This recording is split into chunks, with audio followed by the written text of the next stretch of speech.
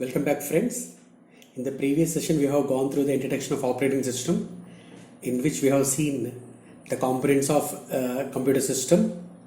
Again, in the components, what we have gone through? We have gone through the computer hardware, the operating system, and the system set of system programs. Normally, the compiler, assembler, text editor, database, all these comes under the system programs, and we have also came to know that there are some application programs running for the user, like web browsers, our documents, Word documents, etc. And we understood that operating system is a system which works like a government, in which it is not acting anything for itself, rather it is giving an environment, or it is creating an environment in such a way that users programs or users activities can be done comfortably and effectively in an efficient manner. And we have also seen that there are different types of interrupts triggered in the operating system, and interrupts triggered with respect to hardware are called hardware interrupts, whereas interrupts triggered with respect to operating system are called software interrupts, or we used to call them as system calls or the monitor calls. In the today's session, we are going to cover the storage structures, the memory hierarchy, and if possible time permits, we are going to cover the I/O structures also. See, coming to the storage structure, whenever you are having some data or information, that information or data should be stored in the computer. So to store the data, we need to have some kind of memory. Whether it can be a permanent storage or whether it can be a non-volatile. Permanent means it's a non-volatile, or if it is a volatile, that means it's a temporary storage. Storages can be defined, can be categorized into two types. One is the permanent storage, second one is the temporary storage. If you are storing the data for permanently, then you can call it as the secondary storage device, whereas the main memory or the primary memory, or it is also referred as the random access memory. So the main memory or the primary memory or the random access memory, RAM, both are same. All these three kinds are same, and this memory is a temporary kind of data. But whenever a program has to be executed, your program or your data should be in the main memory. The program or data, if it is in secondary memory, it cannot be directly accessed by the CPU. It is very important for you friends to remember this point. So any program which, if you want to execute, that program should be loaded into the main memory. If it is not in the main memory, so it is not going to be executed. The same case with the data also. If the data is in the main memory, then only it can be accessed. If the data is in secondary memory, it is purely meant for the storage, not for accessing. So I can say that the CPU can load instructions only from the memory. So you have to remember this point. So in the system, in the computer system, we have the CPU, and it is going to do some activities, or it is going to do some sort of instructions. So the CPU can do that job only if those instructions or those programs are loaded into the memory. Memory means here it is a main memory, not from the secondary storage, not from the hard disk or floppy disk or any other kind of CDs also. So if the data is in, if the program is in main memory, then only the CPU can access those instructions. This is the important statement you have to remember. So if the computer does not have the main memory or the RAM, so assume that the computer is not going to work with any kind of program, right? So if any program which has to be executed, then what happens? That program has to be loaded onto the main memory for the execution done by the CPU. Now this means, so we have to get into the storage structures. So that means we are speaking about the storage. If there is no storage, if there is no main memory, you cannot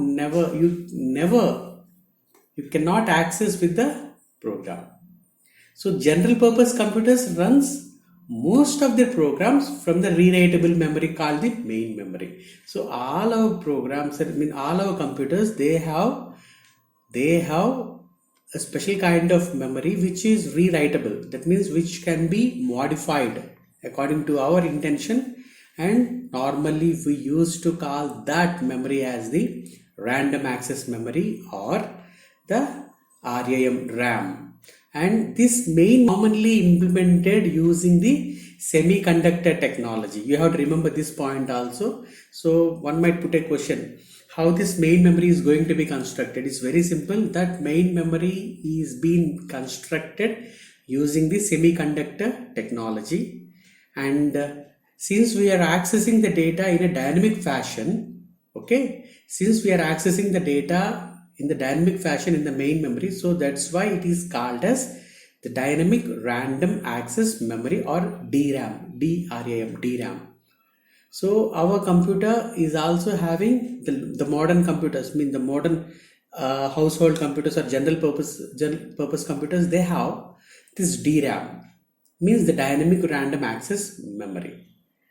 And we have another kind of memory chip, as we have discussed in the previous class, that is called ROM, that is random, no, it is read-only memory, correct. So read-only memory is a special small memory storage, okay, which is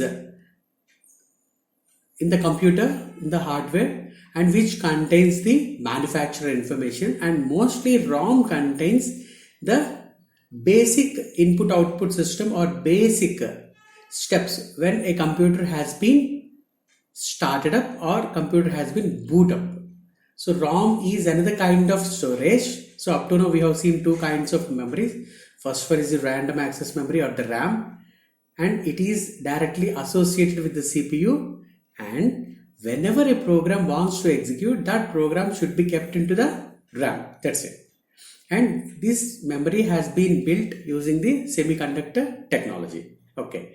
And what is the second kind of memory? Yeah, that is the second kind of memory is the read-only memory, and it contains the basic instructions which are needed to load the operating system. So this ROM storage is particularly meant for the starting activity when a computer has been booted up or powered on. And these instructions are being stored by the manufacturer. So you have to remember this one. And one more point, the immutability of the ROM, because you cannot change the instructions in the ROM, because if you change the instructions, system will not start.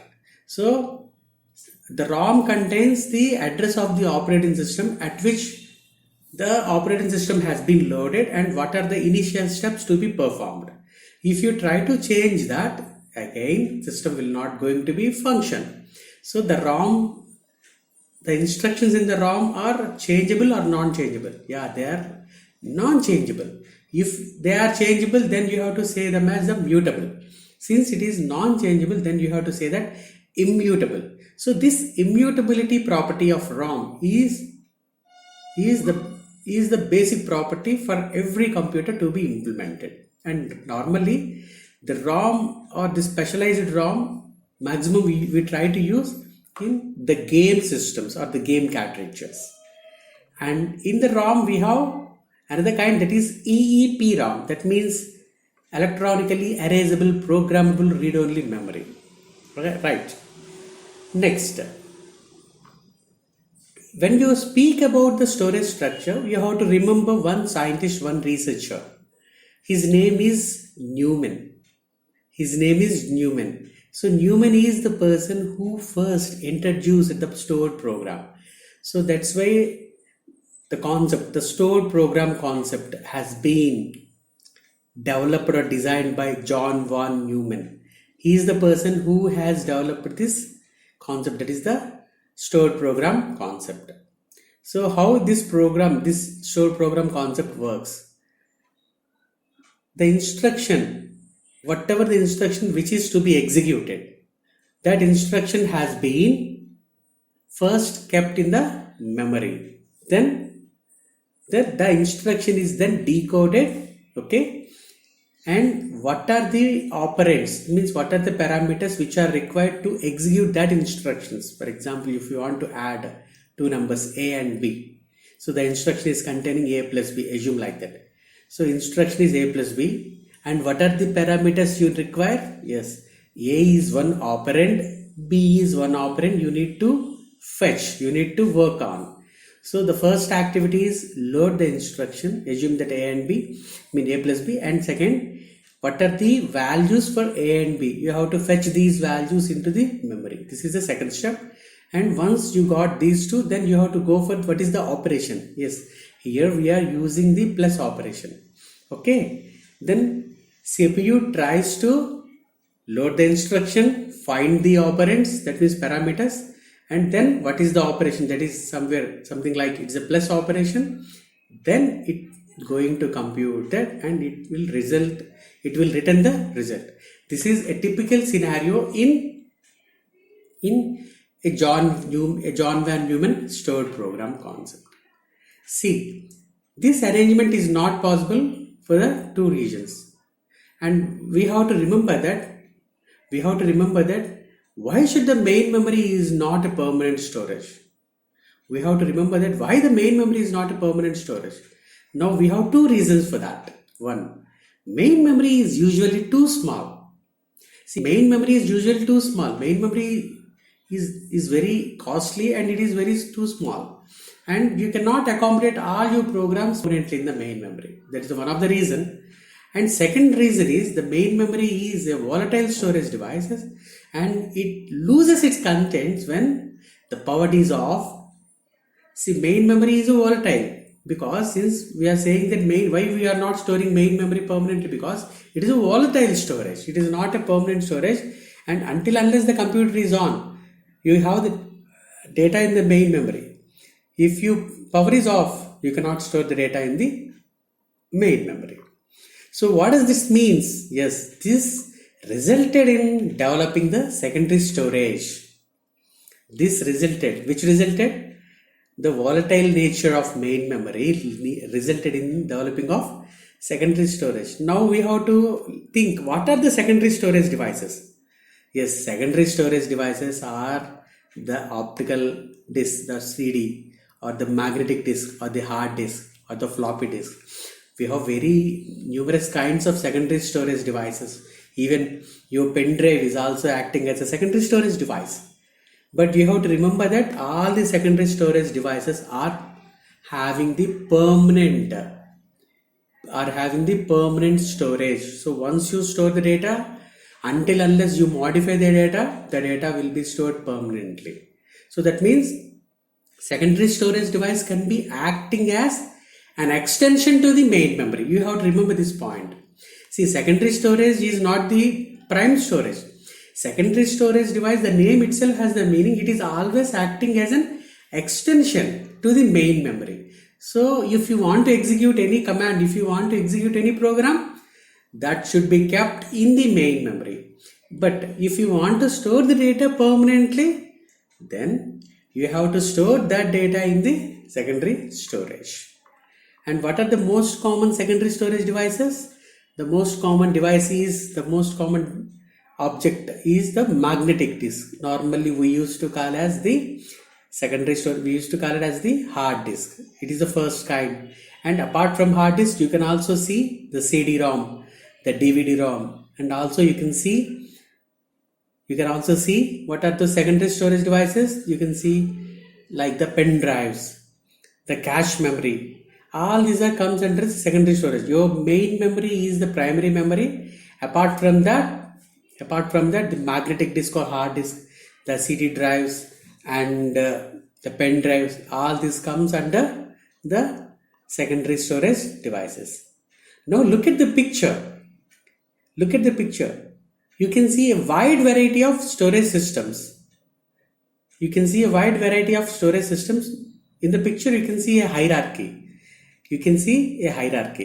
So what is the bottom line of that picture? What is the bottom memory kind? Yeah, the first kind is the magnetic tape.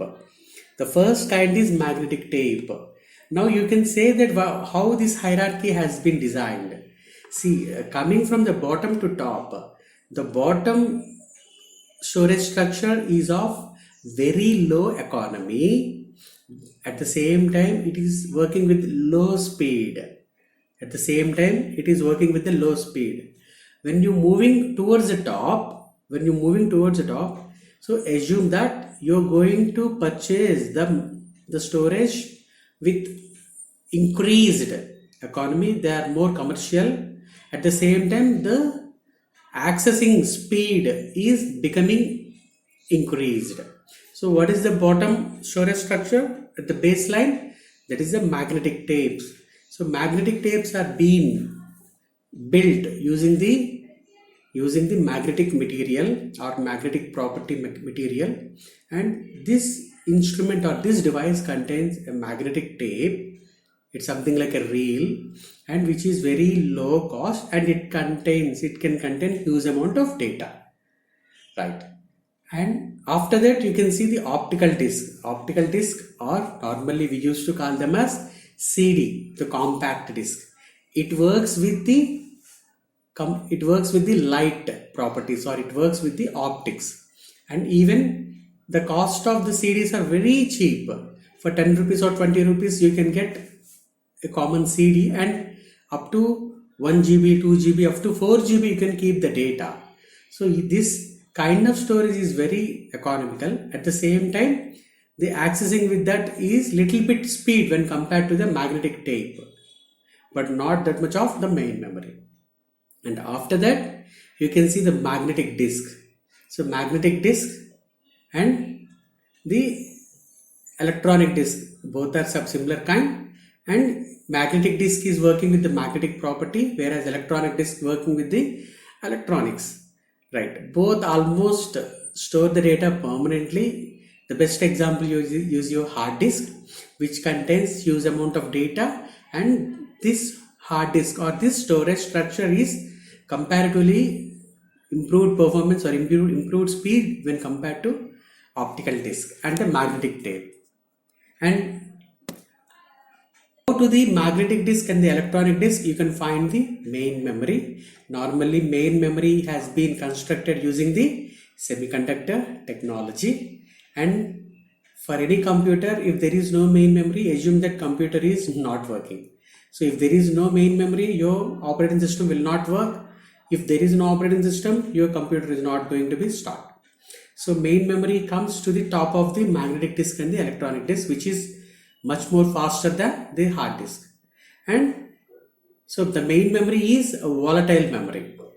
And after that, on the top of the main memory, you can see two storage structures, two storage points. One is the cache memory, second one is the registers. Cache memory and register both are similar kind of nature.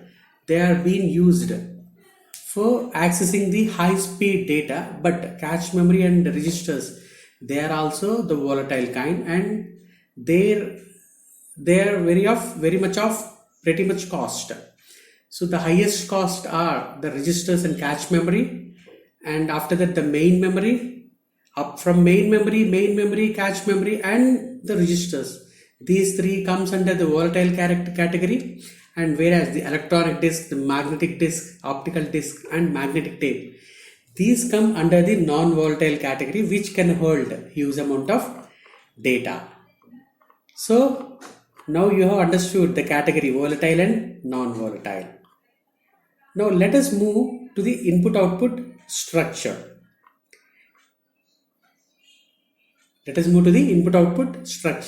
So storage itself cannot cater the needs of a computer.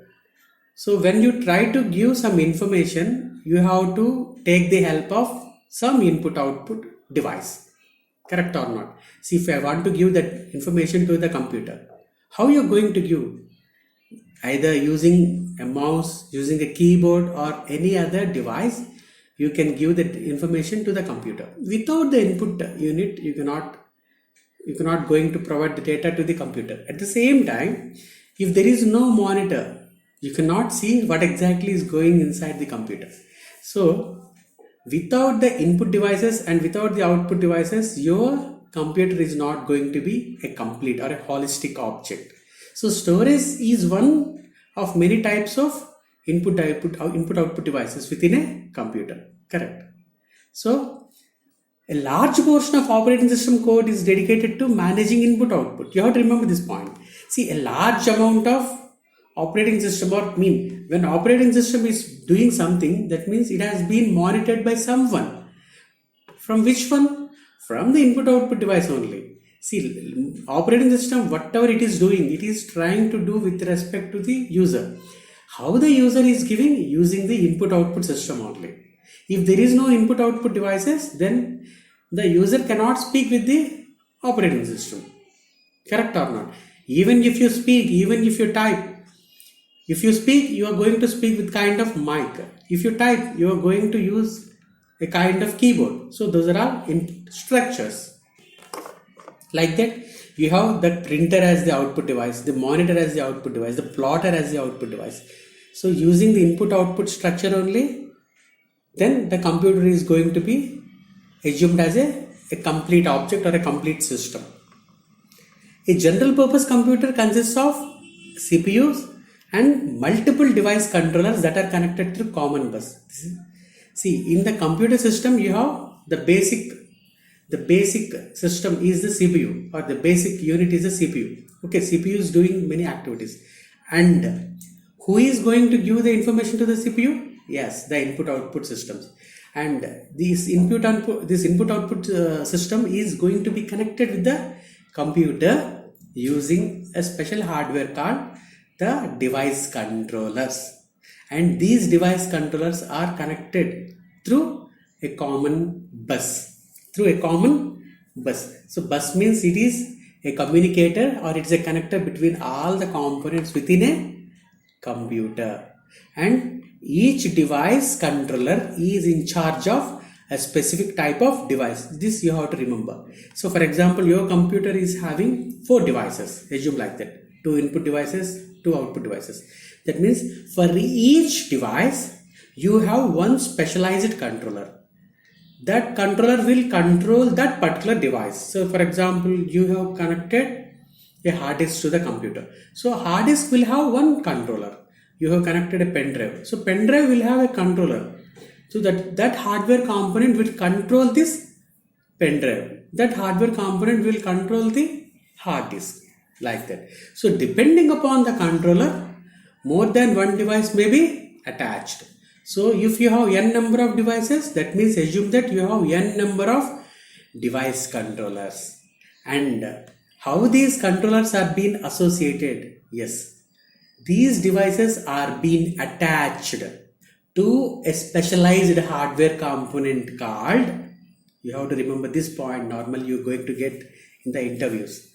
All these device controllers will be attached to a specialized component called small computer system interface. Small computer systems interface. Normally we used to call it as the SCSI controller. SCSI. So the SCSI controller. So this SCSI controller is a specialized controller which contains the attachment of all the devices, or which contains the attachment of all the device controllers. So a device controller maintains some local buffer storage, because see, external device always speaks with the computer or always listens to the computer. In order to speak, in order to listen, it should hold some data, some buffer. So a device controller always maintains some local buffer storage. At the same time, the device controller also holds some registers for storing the computed values, and buffer for giving the instructions to and fro. Okay, now let's move ahead. You have a device, and your device is going to be monitored using the device controller. But every device has its own language. Remember this point, very important. Every device has its own language. For example, if I can speak English. Okay, only few persons can understand. If I speak in other language, only few persons can understand. So every device has its own language, and to understand that language, we need to know that particular communication language. Normally we call it as the device driver. So operating system should know the device driver. If operating system doesn't know the device driver, it cannot speak the connected external device. This is the important thing you have to remember. Device controller controls the device, and device driver drives the device. Device driver speaks with the device with respect to the operating system. This is very important point. With respect to the operating system, device driver helps to communicate with the device. So device driver is a software component, device controller is the hardware component. Now I am repeating the same things. One might put a question, what is the difference between device controller and a device driver? Simple. Device driver is a software code which is going to be installed with the operating system. And if the device driver is there with the operating system, then operating system can speak with the device. For example, I have connected my pen drive to the computer. What happens? Now you can get a message that device driver is installing. Please wait. That means the language of the device is going to be understood by the operating system. Once the device driver has been installed by the operating system, now the operating system can speak with the device, and device controller is going to control the device. Okay, operating system using the device driver speaks with the device, and that controller takes the information and that controls the device. This is a simple mechanism. This is a simple scenario. So operating system is giving instruction to the device driver. Device driver is giving instruction to the device controller. Device controller is driving, or device controller is controlling the device. That's it. This is the scenario. I think you got the difference between device controller and the device driver. Device controller is the hardware component and device driver is the software component. And moving on, we need to know one important concept when you are speaking with the input-output systems. That important concept is called direct memory access. For example, you have a huge bunch of data to be transferred to a particular device. Just I am repeating this. You have a huge bunch of data which you need to transfer to a particular device. So transferring of data is not being associated with the CPU. CPU is meant for computing, correct or not? CPU is meant for computing, but CPU is not meant for transferring the data, or CPU is not meant for taking the data, or CPU is not meant for transferring the data. So further, the modern operating systems, the modern computers, they have a specialized processors called the IO processors. Remember this word.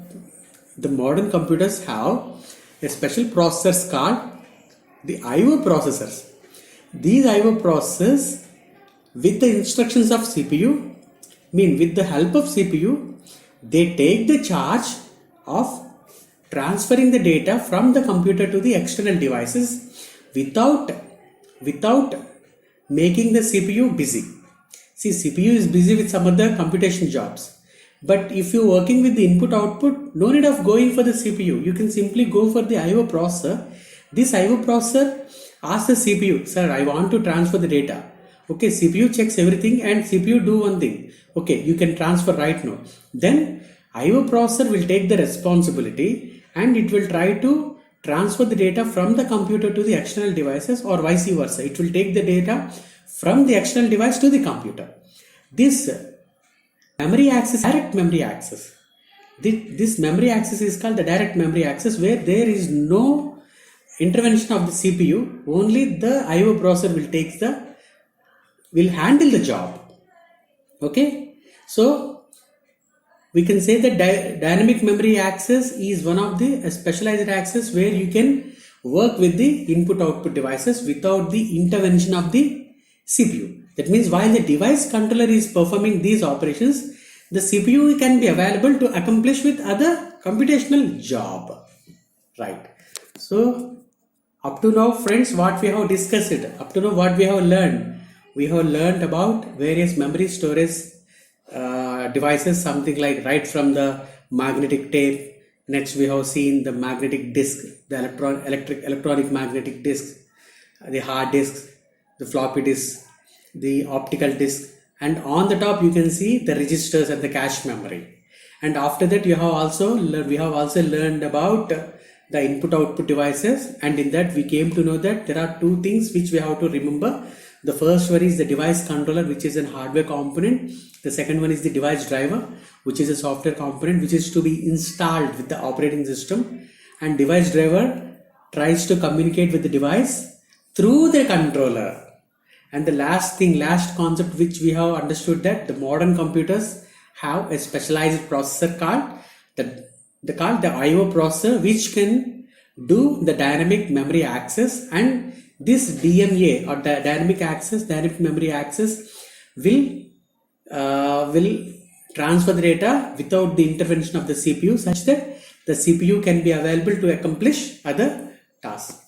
Okay friends, hope you understand this session. We'll get back to the next session after some time. Thank you friends. Thank you. Bye.